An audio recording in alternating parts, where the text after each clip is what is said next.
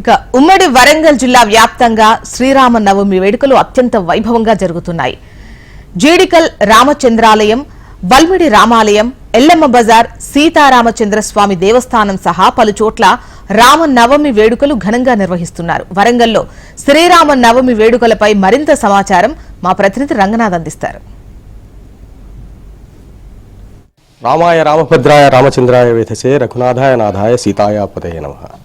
ఉమ్మడి వరంగల్ జిల్లా వ్యాప్తంగా శ్రీరామనవమి వేడుకలు అత్యంత వైభవంగా జరుగుతున్నాయి.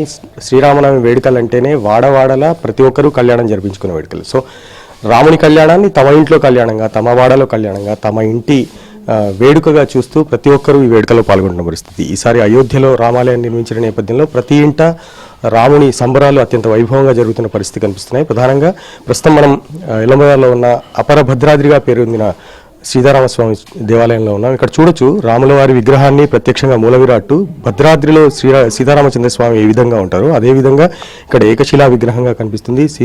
సీతారాములు ఒకే శిలపై నెలకొన్న విగ్రహం ఇది. ఎక్కడ దక్షిణ భారతదేశంలో ఎక్కడ కనిపించదు, ఒక భద్రాద్రిలో తప్ప ఎక్కడ ఇటువంటి విగ్రహం కనిపించదు. సో ఈ దేవాలయం 500 ఏళ్ల పూర్వం నుంచి నిర్మించిన దేవాలయం. సో దీనికి అత్యంత ప్రాధాన్యం కలిగి ఉంది, ప్రతిష్టత కలిగి ఉంది, విశిష్టత ఉన్న ఈ దేవాలయంలో శ్రీరామనవమి వేడుకలు అత్యంత వైభవంగా జరుగుతాయి.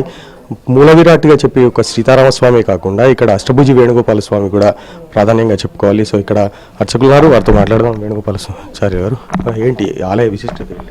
గత కాలంలో గోవిందనగరంగా ప్రసిద్ధి పొందినటువంటి ఈనాటి ఈ ఎల్లమ్మ బజార్లో అపర భద్రాద్రిగా పేరు పొందినటువంటి శ్రీ సీతారామచంద్ర స్వామి ఆలయంలో వేంచేసి ఉన్నటువంటి శ్రీ సీతారామచంద్ర స్వామివారు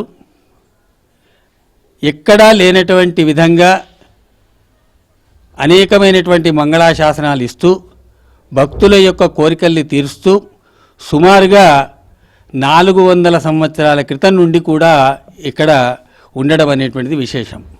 అయితే పీఠాధిపతులు కానీ చరిత్రకారులు కానీ చెప్పేది ఏంటంటే దక్షిణాదిలో ఇటువంటి విగ్రహాలు ఎక్కడ కూడా లేవు, ఇంత వైభవంగా సుందరమైనటువంటి రూపం కలిగినటువంటి శ్రీరామచంద్రమూర్తి భద్రాద్రిలో ఉన్నాడు, ఆ తర్వాత మన యొక్క ఎల్లమ్మ బజార్లో ఉన్నటువంటి ఈ రామచంద్రమూర్తి అని చెప్పారు.